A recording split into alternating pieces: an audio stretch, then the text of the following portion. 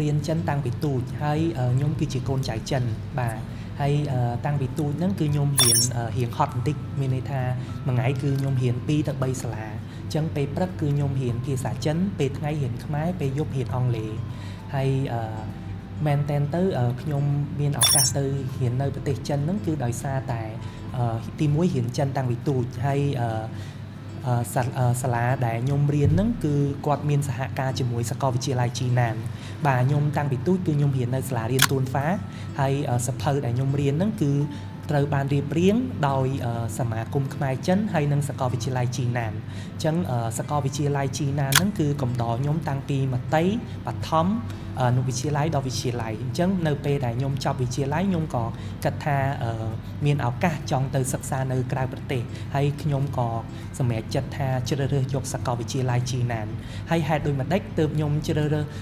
សាកលវិទ្យាល័យជីណានគឺដោយសារតែពេលនោះគឺថ្នាក់ដឹកនាំរបស់សាកលវិទ្យាល័យជីណានគាត់បានមកធ្វើសិក្ខាសាលាក៏បត់បង្ហាញនៅសាលារៀនទួនហ្វាហើយខ្ញុំបាទក៏បានតំណែងយកបានតំណែងរបស់ប្រធានសមាគមសាកលវិទ្យាល័យជីណាន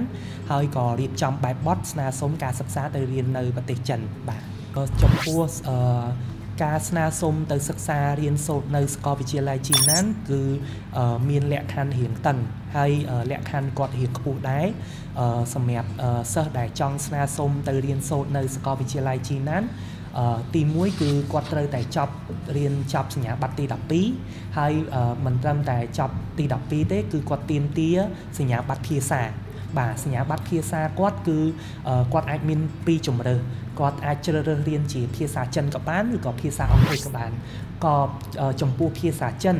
គាត់ត្រូវតែមាន XSK ចាប់ពីកម្រិត5ឡើងទៅបាទនេះគឺការស្នើសុំរៀនជាភាសាចិនហើយបើសិនជាភាសាអង់គ្លេសគាត់ត្រូវតែមានកម្រិតភាសាបរទេស IELTS ចាប់ពី 5.5 ឡើងទៅបាទ